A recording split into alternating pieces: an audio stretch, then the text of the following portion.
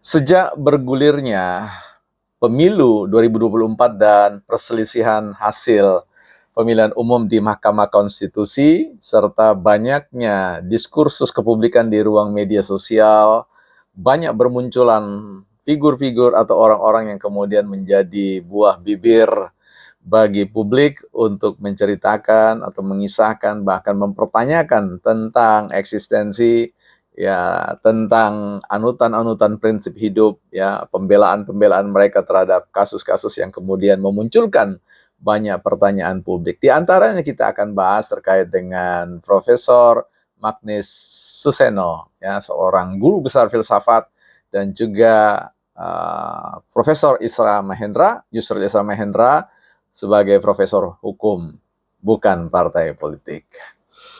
Teman-teman, kita bincangkan kembali terkait dengan fenomena, ya, hadirnya kemunculan para cerdik pandai, ya, guru-guru kita yang kemudian hadir, kita pelototi, kita dengar, kemudian kita simak baik-baik, bahkan kemudian mengundang kita sendiri untuk berpartisipasi di dalam ikut juga menyampaikan pandangan-pandangan dan pikiran kita, ya. Sebelum kita lihat kedua tokoh kita itu, ya, kita akan lihat sebuah buku, ya, Kuasa Itu Milik Rakyat. Ini perspektif John Locke, ya, seri pustaka filsafat, ya, Kuasa Itu Milik Rakyat. Nah, yang paling utama di sini, saya tidak bahas secara keseluruhan. Saya ingin menegaskan saja pada bagian cover 4, ya, ini disebut cover 4. Di situ dikatakan bahwa keberadaan, ya, buku ini oleh tulisan John Locke membuka berbagai arah pemikiran politik baru secara bersamaan. Bagaimana pentingnya menjamin hak-hak individu, kedaulatan rakyat, pemerintahan oleh mayoritas, dan seterusnya. Jadi saya mau garis bawahi soal kedaulatan rakyat dan pemerintahan by majority atau mayoritas, ya. Siapa itu sesungguhnya mayoritas dalam konteks NKRI? Ya, kita akan bahas soal itu. Baik, teman-teman, ada rekan sobat yang ikut berdiskusi dalam kanal ini, minta bagaimana sedikit membahas tentang head to head antara Profesor Frans Magnis Suseno dan juga Profesor Isra Mahendra. Karena ini menarik, ya, statement-statement kedua guru besar kita ini yang saya harus garis bawahi masih sangat pantas untuk kita belajar dari beliau-beliau, terlepas dari apapun statement-statement yang mungkin dalam posisi hari ini kita belum berpendapat atau, ya, berbeda berseberangan dengan pemikiran-pemikiran itu.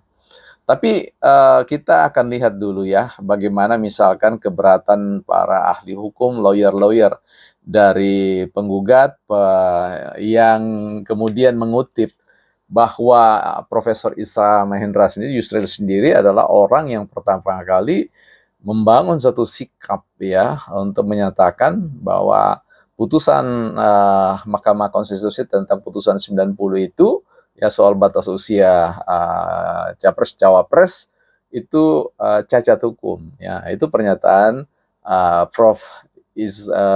Yusril, ya, terkait dengan itu. Dan ada dinamika polemik terkait dengan idealnya kalau beliau jadi Gibran, ya, sebaiknya bisa menyikapi hal tersebut, ya.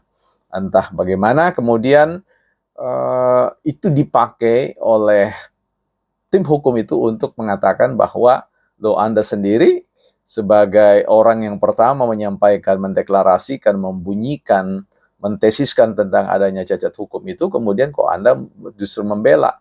Dan ini mendatangkan pertanyaan publik, ya, bagaimana orang sekelas Profesor Isra Mahendra itu bersikap seperti itu, ya, bermuka dua orang bilang, ya. Nah, nanti kita akan lihat itu. Nah, kemudian Profesor Magnis Suseno juga, ya, orang cukup kaget ketika beliau kesannya kemudian berada pada posisi sebagai partisan, ya. Artinya orang yang kemudian kakinya sudah jelas posisinya, ya. Posisinya ada pada mereka-mereka yang katakanlah kalau kelihatan dibaca, ya, ada di paslon nomor 3. Ya, kita lihat sepak terjang beliau.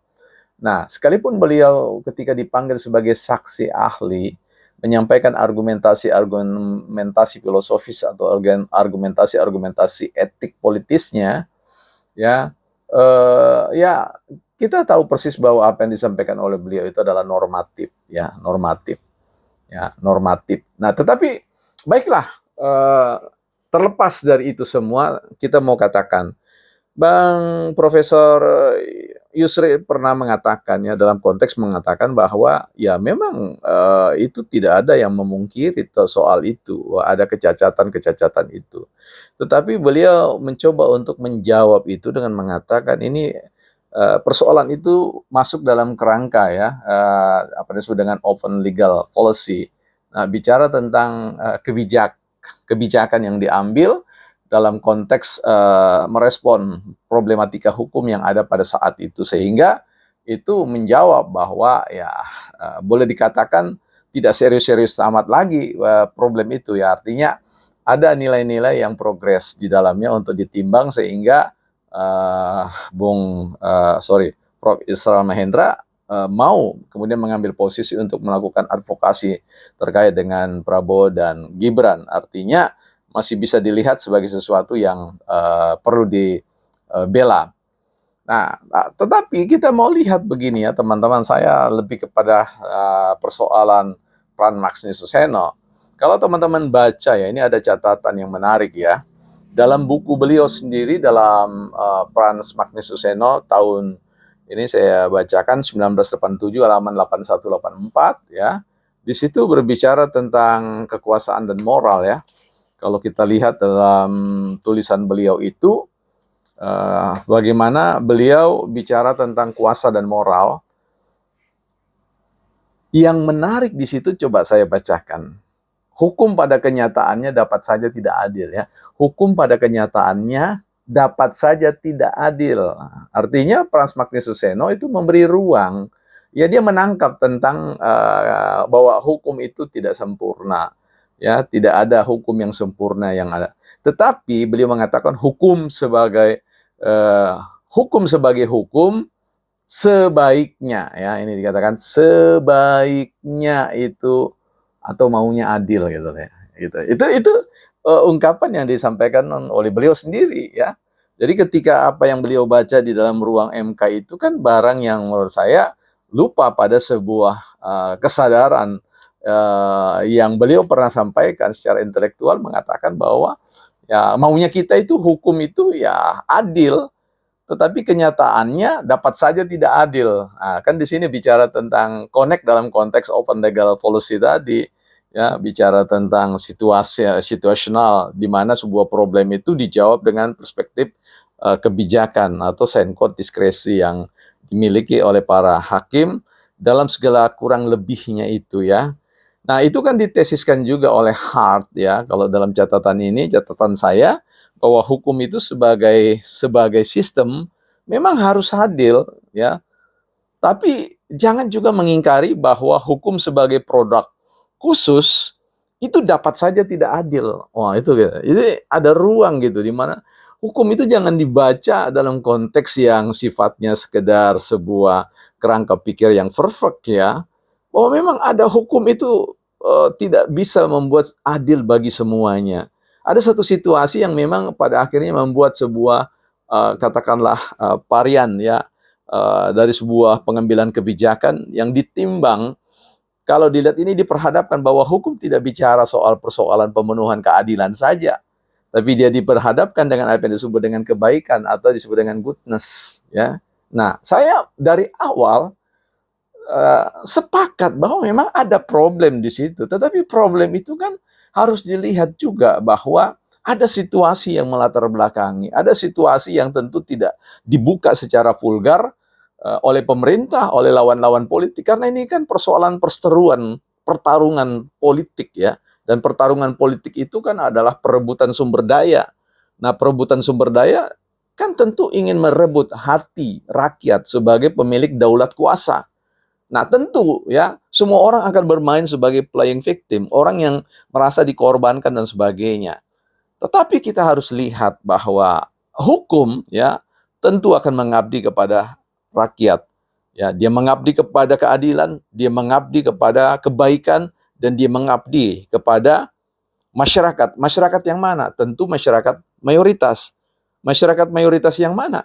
Masyarakat yang kemudian dalam satu sistem yang fairness, ya, kemudian menghadirkan konstruksi hukum yang disebut dengan hukum pemilu, regulasi, aturan, dan sebagainya, yang kemudian membawa sebuah hasil bahwa daulat rakyat mayoritas itu menginginkan, ya, pilihan ini akan memerintah, ya, sejauh apa yang kemudian diproses itu tidak melanggar yang namanya Undang-Undang Dasar 1945. Nah, ini yang menjadi sebuah pegangan kita. Sampai sejauh ini kita tidak melihat ada arah ke sana bahwa putusan 90 itu dan proses-proses yang berjalan ini melawan ketentuan-ketentuan asasi, ketentuan-ketentuan dasariah dari Undang-Undang Dasar 1945.